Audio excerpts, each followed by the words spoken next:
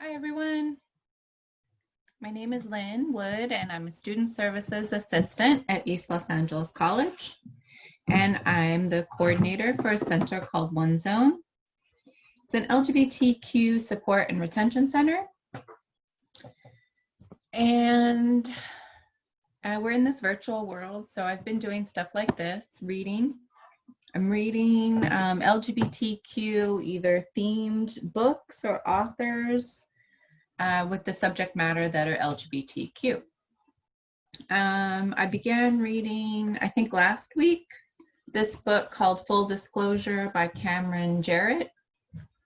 And just to read you what Erica Sanchez wrote about it, she's a National Book Award finalist herself for I Am Not Your Mexican Daughter, a heartfelt coming-of-age story about navigating the uncertainties and joys of adolescence while also facing the challenges of being Black and HIV positive in contemporary America.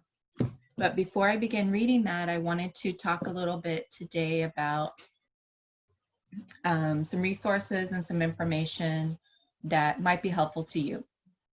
So I heard on the news, well, Twitter, that's kind of my news source these days. I try not to watch too much news, but I did see on there where Judge Coney Barrett referred to us as a preference today, LGBTQ people. It's not an accident that she made that reference. You should all be aware that it is just another way for them to marginalize, to not acknowledge that we exist, to find some way to bring laws that would be against us. I should also mention that my partner, my wife, Anne, might join us shortly, so you might see her come zooming in. So if you're not aware, you should be aware that Judge Coney Barrett is in the process of this confirmation hearing for the Supreme Court, and it could be a potentially devastating decision for the court for generations to come, because don't forget, the Supreme Court is a lifetime appointment and she's pretty young, so she could be sitting on that court for quite a while.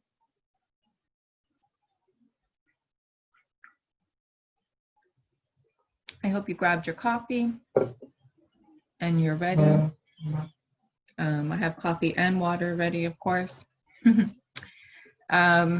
Also, I wanted to talk about, I saw on the news, this time actually on the news, that I had mentioned there were drop boxes where you could drop off your ballot. You don't have to stand in line to vote on the day of the election.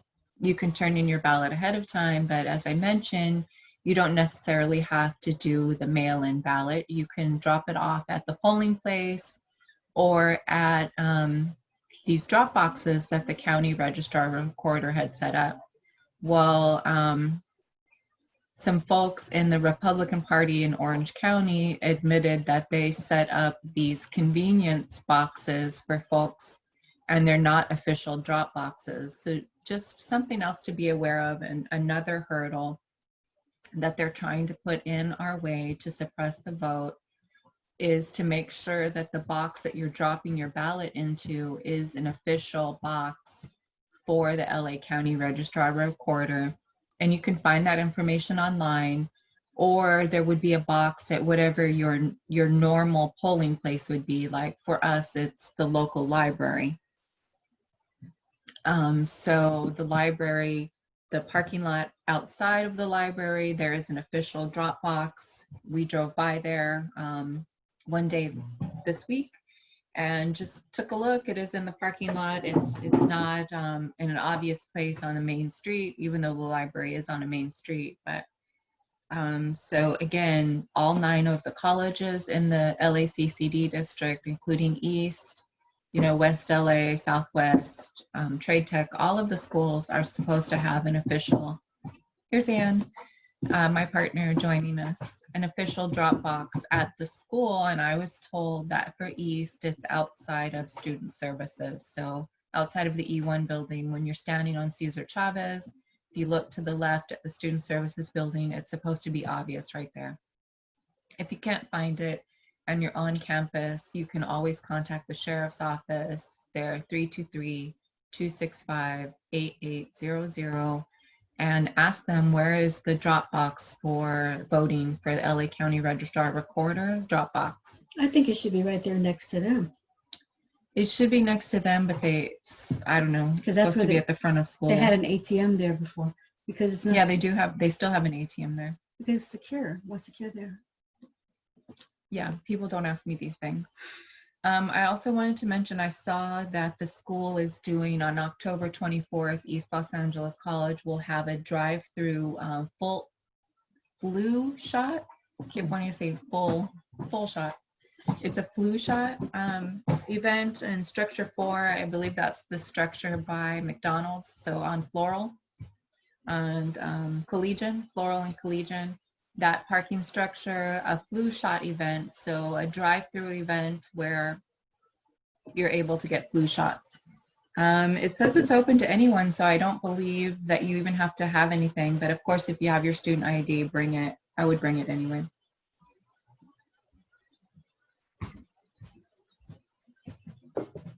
Okay, voting, I talked about voting. Woo, earthquake. I'm sorry, it's just a little.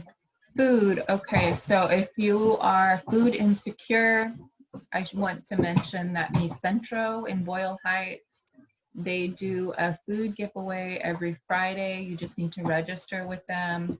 That's the local center for LGBTQ that's affiliated with the main center that's in West Hollywood. The LGBTQ center, Mi Centro in Boyle Heights. They do a food giveaway. And then the Garage Board Shop, they also do a food giveaway. They're located on Atlantic in Monterey Park. And they are a safe space for students that are looking to skate and study. So they have space inside their shop where you can skate. And they also have computers, and they do stipends, so like scholarships and community support, and one of those things is the food bank. Maybe you've been driving down Atlantic and you've seen the really long line there. That's for the Garage Board Shop. I think that's all I had. Talked about voting, I talked about the flu shot, why it's important. I talked about that crazy lady judge that's getting confirmed. Yeah, thank you. That was really bothering me. Looks like Anne has a coloring book to color in, Fat Ladies in Space. And I'm going to read Full Disclosure. Another earthquake. Sorry, guys. Sorry, earthquake. And I'm probably going to read from this one here. Zombie by Audre Lorde. Okay, so I'm going to go ahead and get started on reading. Show you the picture of Camryn, her photos in the back jacket cover. And again, only 17 and already a bestseller. That's pretty cool. So I'm on page 11 and it starts,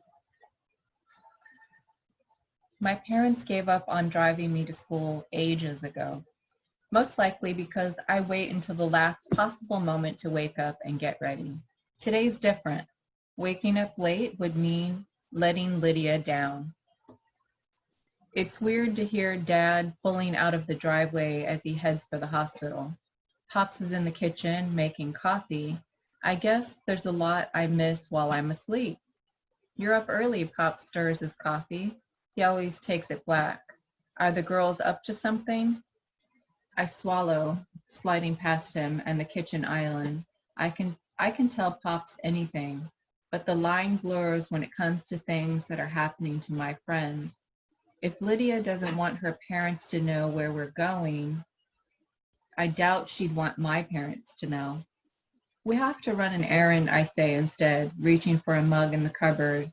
and we can't go after school because I have play rehearsal. You all need to go together to run this errand? I shrug, stealing the coffee pot and pouring a liberal amount into my cup. There's sleep in my eyes, but I can still see his De La Soul shirt clearly, which he wears all the time, even though the only students who understands the reference are Black, like us. I had their album. Yeah, I know who they are too. Sometimes I wish I went to the public school where he works, but it's 30 minutes away. Sacred Heart is closer, not as conservative as my old school, and doesn't require uniforms. Even better, no one knows me at Sacred Heart, not the way they did at my old school. Our Lady of Lourdes had only 100 girls, and we all lived in the same dorm. It meant we were closer than normal classmates. I never minded until they found out I was positive. Simone, Pop says, placing his coffee on the counter, if something were going on, you'd tell me, right? I sigh. It's something Lydia doesn't want to tell her parents about. Not now. We just have to make a stop. He stares at me for an extra beat. I swear, I say, resting my hand on his. If she were in trouble, I'd tell you. He grunts into his cup. I turn toward our medicine cabinet, satisfied. In order to keep my viral loads down, I have to take a gigantic pill every morning. The alarm on my phone is probably going off, but I don't need it most days. Taking my meds is like clockwork at this point. I feel Pop's eyes on me as I toss back the pill. He and Dad used to give me stickers for every day I remembered to take it all by myself. If I went a month without missing, they'd get me a prize. I guess my prize is my health now. Definitely not as fun as going to Chuck E. Cheese. Wow, slightly macabre, huh? I love her already. The doorbell rings and I jump, almost spilling my coffee. Lydia's on the porch, dark hair tucked behind her ears and face clear of makeup. Hey, she says as I open the door, you ready to go? Claudia's waiting in the car. Right, I pause, looking her up and down. She looks paler than usual. She made you come get me? No, I wanted to. I squint at her. You're my friend, Simone, she says, shaking her head. I'm allowed to want to see you. But you're nervous, I say, guessing. Otherwise, you would have just waited outside. A little, she says. It's better because of you guys. As if to prove it, she wraps her arm around me in a hug. Ah, Lydia, I say, face in her shoulder. You're too much. Really, though, I love her. I just have to get my bag, I say, pulling back for a minute. You should come in. She nods, following me. Her bag is different, decorated with different pins, our school logo, characters from the Lego movie. Oh, my favorite. And I love Taiwan pins from her trip to visit family last summer. Mm-hmm. Hi, Lydia, Pop says as I grab my bag off the counter. How are you? I'm good, thanks. She flashes a smile, ready to get to school. I snort into my arm. Lydia actually likes school, something I'll never understand. Are your parents? They're fine. She rocks back on her heels, busy as usual. Her parents, Mr. and Mrs. Wu, want her to get good grades, but they aren't annoying about it the way Claudia's parents are. They never painted multiplication tables on her bedroom wall. Ooh, good. Or forced her to go to math camp. Oh, that's terrible. But they do check her progress reports as soon as they're sent home. The most my parents have ever done is ask if I need help from a tutor. That's when I still went to boarding school.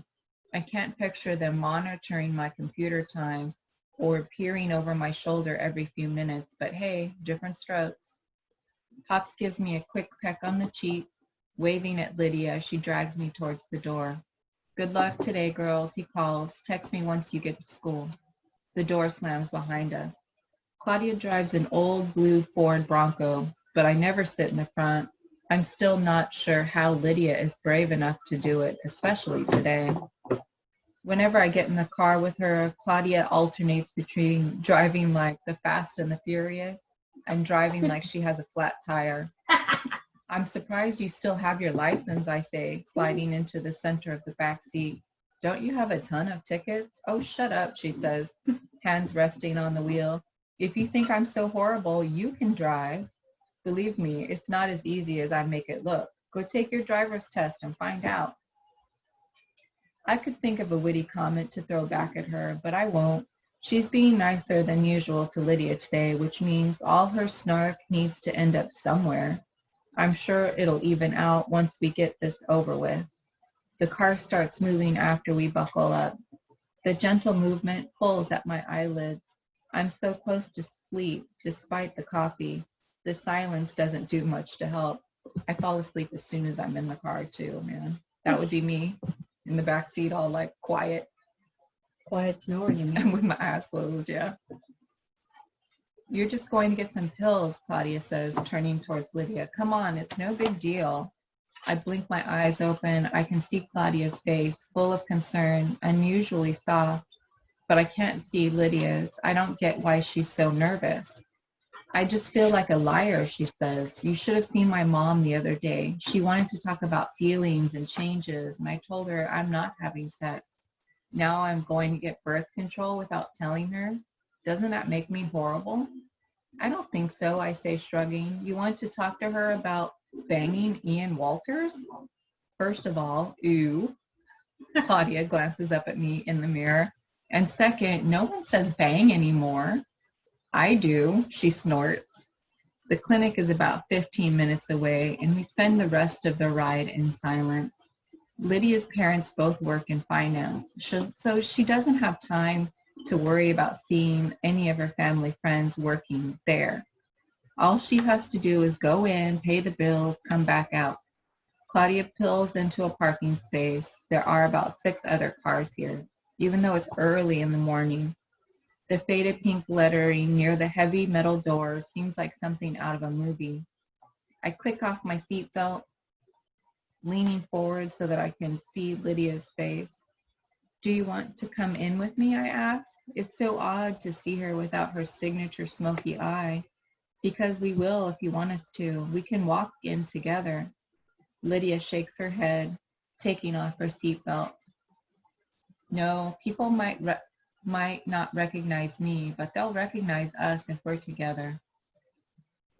It's more like they'll recognize Claudia and Lydia. They've been friends for ages, going to the same school and play dates at each other's houses.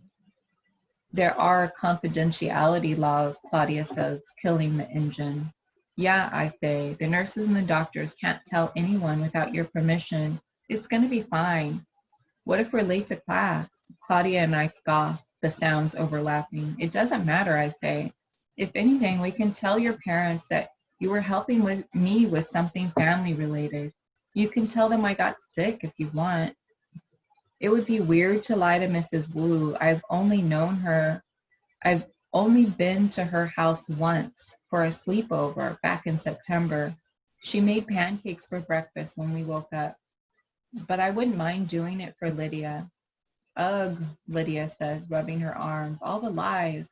I feel like that's a vital part of the whole teen rebellion thing Claudia offers. And like, eventually your parents just assume you're on birth control.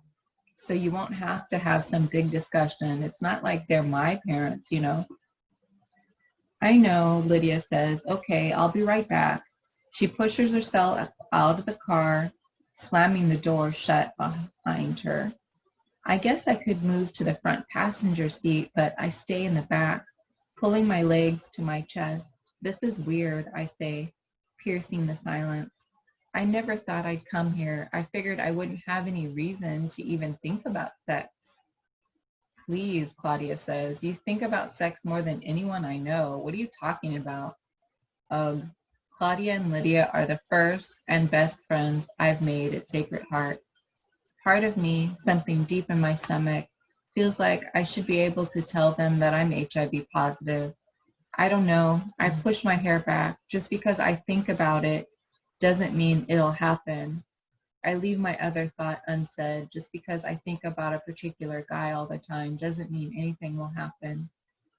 She turns, raising a dark brow at me. Her hair is short, a bob cut that hasn't grown an inch since the first day I met her. She has the same tan skin as my dad. Do you want to tell me something, kid? I scrunch my lips together. Claudia Perez is not the type of person I want to keep secrets from, but this secret, the biggest one I've got, I don't think she would tell, but I don't actually know. Simone, Claudia presses, what's up? I look down, study sheets litter the floor, and I crush them under my feet. I just can't picture anyone wanting to do it with me. Why not? Her voice is sharp. I'd have sex with you if I were into it. You're awesome. I laugh despite myself. Do you know how weird you sound? Well, who cares? She shifts again, giving me a half smile. Why wouldn't someone want to bang you? I'm not sure I want to say. Lydia opens the passenger door, sliding in. Her face is flushed. There's a small white bag in her hand. We wait in silence for her to say something. She was the nicest lady ever, Lydia says, heaving a sigh. I don't know why I was so worried. She was nice on the phone, too, answered all my questions. I squeeze her shoulder. I'm so proud of you, babe. Yep, Claudia smacks her hand against the steering wheel like a drum. Lydia's the best. I can't tell if Lydia's flushed or if she's blushing. Claudia pulls out of the parking lot, heading toward our school. I just took it, Lydia says after a moment. So I have to take it every other day. I think it'll be fine. How do you feel? Claudia asks before I can. Better? Definitely, Lydia says, letting out another big breath. Ian and I are starting to, take steps. So I'm glad I'm prepared. I thought I'd feel worse about lying to my parents. I think that's normal, I say, leaning back in my seat. Memories of my appointment with Dr. Walker made me wish I lied to my parents more often. Sometimes you need little secrets. You guys are great, Lydia says. Claudia doesn't take her eyes off the road, but I smile at her, even though she can't see me. And I love you lots. I know that you didn't have to wake up so early before school. That's Simone's problem, Claudia interrupts. Not mine. I'm always awake. Okay, but I already have an issue with waking up before 9, I say. It's not my fault that I feel more awake at night. The American Academy of Pediatrics says the kids shouldn't be up so early, Lydia finishes, laughter in her voice. We know. You only say it every other morning. I could probably recite the study in my sleep. There are already a bunch of cars in the school parking lot. It's a large brick building that could be a firehouse or a nunnery from the 50s, but just happens to be a center for learning. Claudia's 18-year-old Bronco couldn't look more different than the sleek silver cars beside it. Come on, guys, she says, pulling out her keys. I still need to go to my locker. There's a project I shoved in there. Lydia, you're responsible, and I love you. Tell Simone that she'll have sex one day and with the right person. I flip my middle finger at her. She just flashes a smile. I try to follow into the building, pushing past the cool burst of fall air outside, but Lydia immediately hooks arms with me. What's this about sex? Up close, she doesn't look as clammy as she did earlier. It's fun. You should try it. Clammy. I thought you guys weren't there yet. Well, there are different tiers. It's not the issue of having sex, Claudia says, stopping at her wide blue locker. I lean against the others as she fiddles with her combination. She doesn't think she could find anyone to do it with her. What? Lydia glances at me. Why not? I don't really think I need to use my locker, I say, pulling out our interlocked arms. She doesn't let go. Seriously, not kidding. I put all the important stuff in my bag. I think the only thing I left in there was my orientation packet. I used my locker like once before today, Claudia offers. Locker door swinging open, but it's different. You've only been here, 2 months? I've been here 3 years. Wait a minute, Lydia says, holding up her hands. Who cares about lockers? Simone, anyone would be lucky to have you. This is ridiculous. This is the Lydia I know. I know they're both speaking the truth. I am pretty awesome. 2 months ago, I didn't even care about finding a boyfriend or having sex or any of that. I just wanted to focus on integrating into a new place. Now I'm a student director of a school musical and know how to find at least half of my classes. Maybe the patriarchy is killing my brain cells. I thump my fingers against my thigh because I sound like I have no self-confidence at all. I'm an awesome bitch. And they're in high school? Yeah, Dis- supposedly. Did you discuss sex like that in high school? Not for nothing. No, I didn't. I didn't. I would no. I would no. Jeez. I did go with my sister to have an abortion, but we didn't talk about it. Yeah, but, yeah. Well, yes, yeah. We didn't talk about sex. We didn't talk the abortion. We didn't talk about birth control. None of it. So yeah.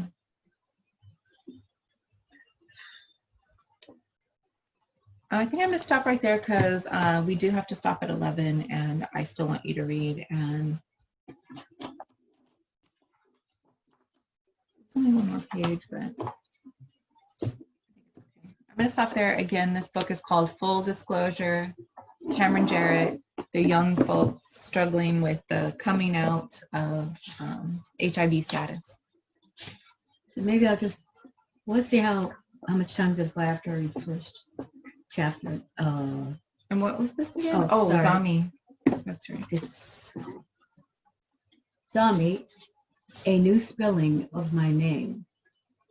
And it's being called, categorized as a biomythography by Audre Lorde. So I guess whatever she doesn't remember, she made up. Interesting. I'm just saying that, but that's what writers do. Right. And she's a good writer. She's a great writer. Okay. So it's like a memoir, I guess, to an extent.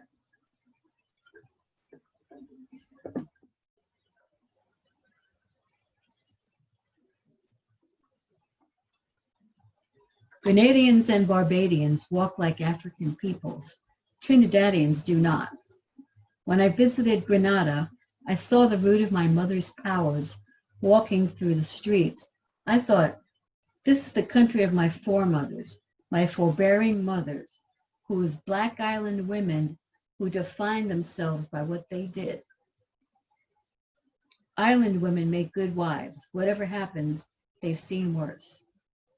There is a softer edge of African sharpness upon these women, and they swing through the rain-warm streets with an arrogant gentleness that I remember in strength and vulnerability. My mother and father came to this country in 1924, when she was 27 years old and he was 26. They had been married a year. She lied about her age in immigration because her sisters who were already had written. She lied about her age in immigration because her sisters who were here already had written her that Americans wanted strong young women to work for them, and Linda was afraid she was too old to get work. Wasn't she already an old maid at home when she had finally gotten married? My father got a job as a laborer in the old Waldorf Astoria on the site where the Empire State Building now stands, and my mother worked there as a chambermaid. The hotel closed for demolition, and she went to work as a scullery maid in a tea shop on Columbus Avenue and 99th Street, New York City. She went to work before dawn and worked 12 hours a day, 7 days a week, with no time off. The owner told my mother that she ought to be glad to have the job, since ordinarily the establishment didn't hire Spanish girls. Had the owner known Linda was Black, she would never have been hired at all. In the winter of 1928, my mother developed pleurisy and almost died. While my mother was still sick, my father went to collect her uniforms from the tea house to wash them. When the owner saw him, he realized my mother was Black and fired her on the spot. Sorry. A guilt by association. I know. Just even reading that, I feel feel nauseous now. In October 1929, the first baby came, and the stock market fell, and my parents' dream of going home receded into the background. Little secret sparks of it were kept alive for years by my mother's search for tropical fruits under the bridge, and her burning of kerosene lamps by her treadle machine, and her fried bananas, and her love of fish and the sea. Trapped. There was so little that she really knew about the stranger's country, how the electricity worked, the nearest church, where the free milk fund for babies handouts occurred, and at what time, even though we were not allowed to drink charity. She knew about bundling up against the wicked cold. She knew about paradise plums, hard oval candies, cherry red on one side, pineapple yellow on the other. She knew which West Indian markets along Lenox Avenue carried them in tilt black glass jars on the countertops. She knew how desirable paradise plums were to sweet, starved little children, and how important in maintaining discipline on long shopping journeys.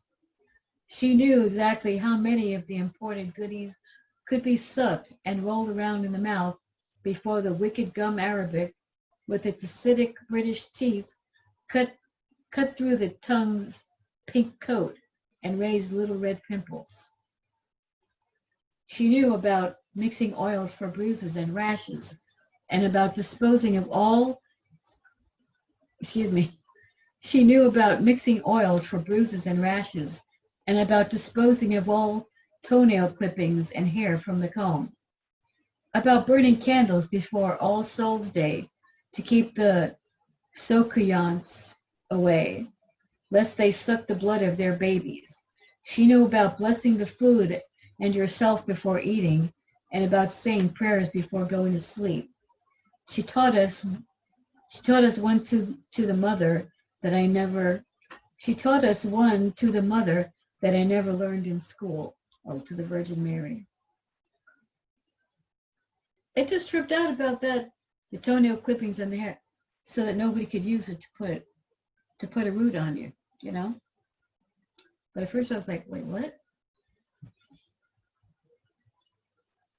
Remember, O most gracious Virgin Mary, that never was it known that anyone who fled thy protection, implored thy help, or sought thy intercession was ever left unaided. Inspired with this confidence, I fly unto thee now, O my sweet mother. To thee I come, before thee I stand, sinful and sorrowful, O mother of the Word incarnate. Despise not my petitions, but in thy clemency and mercy, O hear and answer me now. That sounds very Roman Catholic. As a child, I remember often hearing my mother mouth these words softly, just below her breath, as she faced some new crisis or disaster. The icebox door breaking. The icebox is another word for refrigerator. The icebox door breaking. The electricity being shut off. My sister gashing open her mouth on borrowed skates. Yeah, because they were like those metal skates that like clamped onto your shoe, and then you had to tighten it, and they just tore your shoes up. And I would have killed to have a pair. My child's ears heard the words and pondered the mysteries of this mother to whom my solid and austere mother could whisper such beautiful words. And finally, my mother knew how to frighten children into behaving in public. She knew how to pretend that the only food left in the house was actually a meal of choice, carefully planned. She knew how to make virtues out of necessities.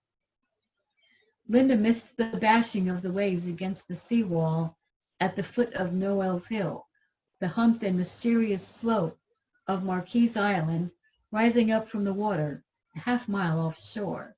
She missed the swift-biling banana cleats, I guess they're birds, banana queens, and the trees and the rank smell of the tree ferns lining the road downhill into Grenville town. She missed the music that did not have to be listened to because it was always around. Most of all, she missed the Sunday-long boat trips that took her to Aunt Annie's in Carriacou. Everybody in Grenada had a song for everything. There was a song for the tobacco shop, which is part of the general store, which Linda had managed from the time she was 17. 3/4 of a cross and a circle complete, 2 semicircles and a perpendicular meet. A jingle serving to identify the store for those who could not read tobacco, Tobacco. The songs were all about, there was even one about them, the Belmar girls, who always carried their noses in the air. And the songs were all about, there was even one about them, the Belmar girls, who always carried their noses in the air. And you never talked your business too loud in the street, otherwise you were liable to hear your name broadcast in a song on the corner the very next day. Mm-hmm. Can you imagine?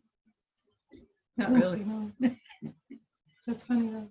At home, she learned from Sister Lou to disapprove of the endless casual song making as a disreputable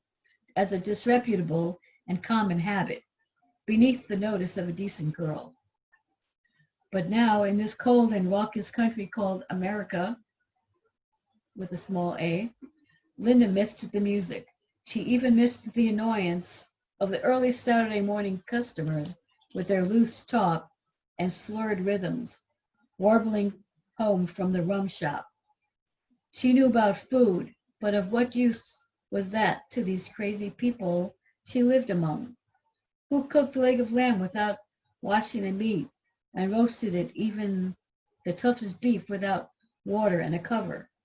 Pumpkin was only a child's decoration to them, and they treated their husbands better than they cared for their children.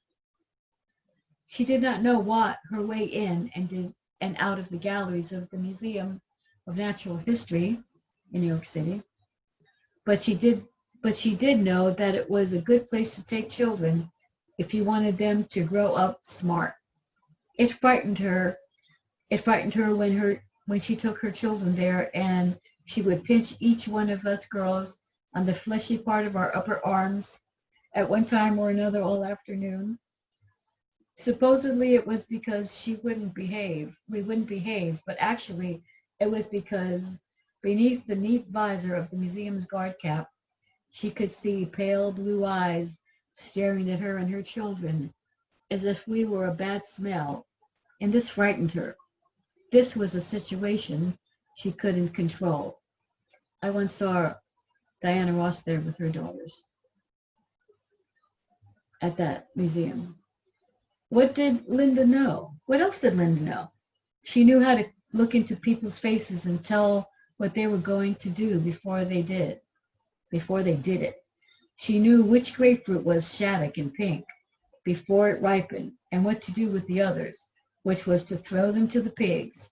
Except she had no pigs in Harlem, and sometimes those were the only grapefruit around to eat.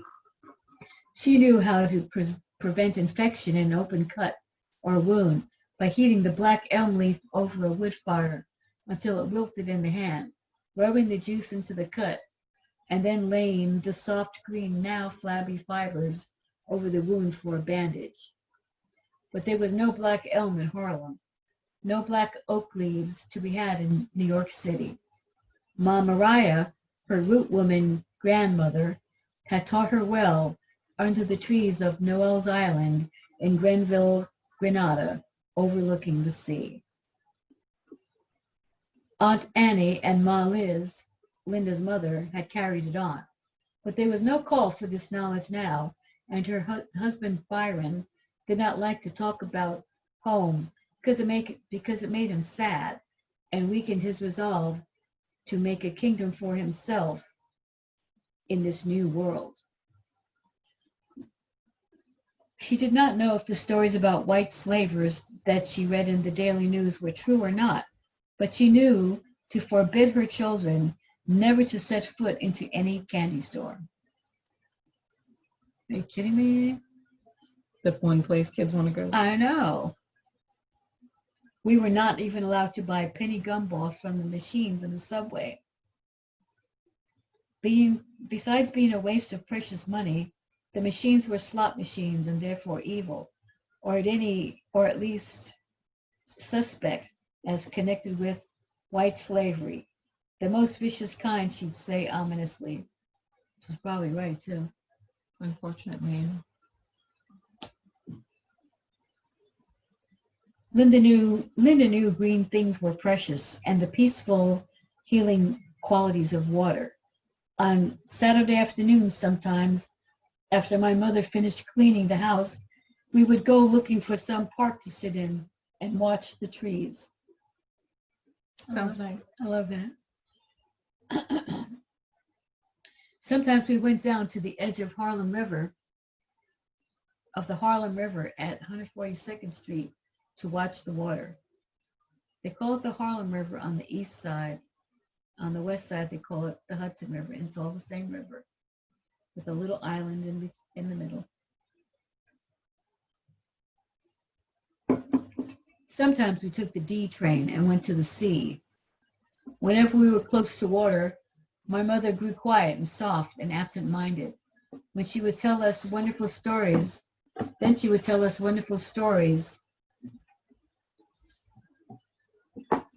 about Carriacou, where she had been born, amid the heavy smell of limes. She told us about plants that healed and about plants that drove you crazy, and none of it made much sense to us children because we had never seen any of them. And she told us about the trees and fruit and flowers that grew outside the door of the house where she grew up and lived until she married. Once home was a far way off, a place I had never been to, but knew well outside. Once home was a far way off, a place I had never been to, but knew well out of my mother's mouth. She breathed, exuded, hummed the fruit smell of Knowles Hill, morning fresh and noon hot, and I spun visions of sapodilla and mango as a net over my Harlem tenement cot in the snoring darkness, rank with nightmare sweat, made bearable because it was not all. There was a space, some temporary abode, never to be considered forever, nor totally binding nor defining, no matter how much it commanded in energy and attention. For if we lived correctly and with frugality, looked both ways before crossing the street, then someday we would arrive back in the sweet place, back home. We would walk the hills of Grenville, Grenada, and when the wind blew right, smell the lime trees of Carriacou, Spice Island off the coast. Listen to the sea drum up on Kickham Jenny, the reef whose loud voice split the night when the sea waves beat upon her sides. Carriacou, from where the Belmar twins set forth on inter-island schooners for the voyages that brought them first and last to Grenville town, and they married the Knowles sisters there. Mainlander girls. The Belmar twins are guys. I've been thinking they were girls. Because they walked around with their noses in the air, afraid they were chicks. The Knowle girls, Ma Liz's older daughter, Annie, followed her Belmar back to Carriacou, arrived as sister-in-law, and stayed to become her own woman. Remembered the root truths taught her by her mother, Ma Maria. learned her other powers from the women of Carriacou, and in a house in the hills behind L'Estère, she birthed each of her sister Maliz's 7 daughters.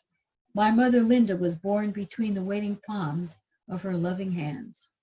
Well, here Aunt Annie lived among the other women who saw her men off on the sailing vessels, then tended the goats and the groundnuts, planted grain and poured rum upon the earth to strengthen the corn's growing, built their women's houses and the rainwater catchments, harvested the limes, wore their lives and the lives of their children together, wove their lives and the lives of their children together. Women who survived the absence of their seafaring men easily because they came to love each other, past the men's returning. My divine, friending, Zami, how Carriacou women love each other is legend in Grenada, and so is their strength and their beauty. In the hills of Carriacou between L'Estère and Harvey Vale, my mother was born, a Belmar woman. She summered in Aunt Annie's house, picked limes with the women, and grew up dreaming of Carriacou as someday I was to dream of Grenada. Carriacou, a magic name like cinnamon. I'm probably misspelling the same. Carriacou,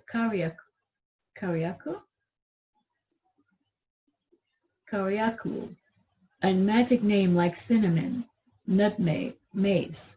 The delectable little squares of guava jelly, each lovingly wrapped in tiny bits of crazy quilt, wax paper, cut precisely from bread wrappers, the long sticks of dried vanilla, and the sweet-smelling tonka bean, chalky brown nuggets of pressed chocolate for cocoa tea, all set on a bed of wild bay laurel leaves, arriving every Christmas time in a well-wrapped tea tin. Carriacou which was not listed in the index of the Goods School Atlas, nor in the Junior Americana World Gazette, nor appeared on any map that I could find. And so when I hunted for the magic place during geography lessons or in free library time, I never found it, and came to believe my mother's geography was a fantasy, or crazy, or at least too old-fashioned. And in reality, maybe she was talking about the place other peoples called Curacao, a Dutch possession on the other side of the Antilles. But underneath it all, as I was growing up, home was still a sweet place somewhere else, which they had not managed to capture yet on paper, nor to throttle and bind up between the pages of a school book. It was our own, my truly private paradise of bluego and breadfruit hanging from the trees, of nutmeg and lime and sapadilla, of tonka beans and red and yellow paradise plums. And then there's a footnote at the bottom here. It says, years later, as partial requirement for a degree in library science, I did a detailed comparison of atlases, their merits and particular strengths. I used as one of the foci of my project the Isle of Carriacou. It appeared only once in the atlas of the Encyclopedia Britannica, which has always prided itself on the accurate cartology of its colonies. I was 26 years old before I found Carriacou on a map. And that's the end of. It's interesting. The whole time I was thinking it was probably Carousel, Yeah, but like a baseball land. That's the only reason I know about it, is from baseball players coming from there. and they say, and the only thing I can think of Grenada from is then the Grenada invasion. The Americans sent troops over in there. Yeah. Which was a sham, essentially.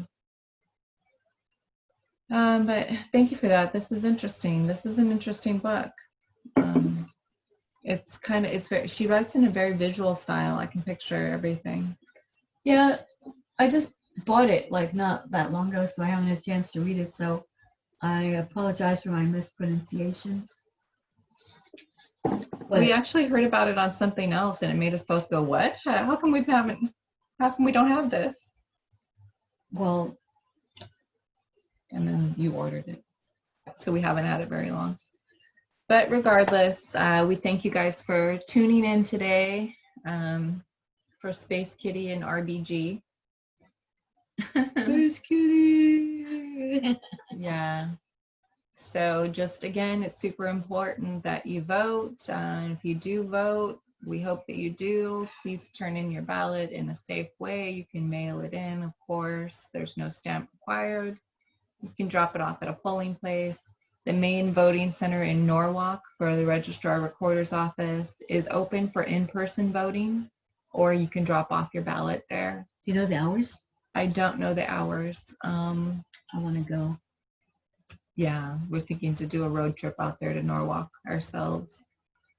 And yeah, thank you for tuning in today. I don't think I gave out my email address. I want to do that before I leave. It's Wood, that's WOOD, Wood, CL, C as in cat, L as in Larry. So it's Wood, CL at elac.edu, woodcl at elac.edu. And feel free to send me an email if you have a student that's struggling, or you are a parent whose child has come out. Maybe I can help direct you to resources, or yeah, just be a supportive wheel for you to find what you need.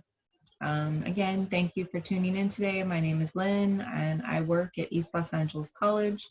This is my partner, Ann. We're in this quarantine world and doing what we can from home. We've been together almost 30 years. Yeah. Thanks for letting me read. Thank you for reading, baby. Yeah, I forgot what else I was going to say, but thanks. Yeah, well, it was National Coming Out Day. Oh, so. yes. It's like I get to do a queer thing, and I love reading. I love reading out loud, and I love reading, and it's like I get to do something queer. Yeah, so it's just awesome. We're just happy to be here. So grateful every day. Thank you. I hope you're safe and happy and warm wherever you are. And if you're not, send me an email and I can help find you resources. Okay? Take care, guys.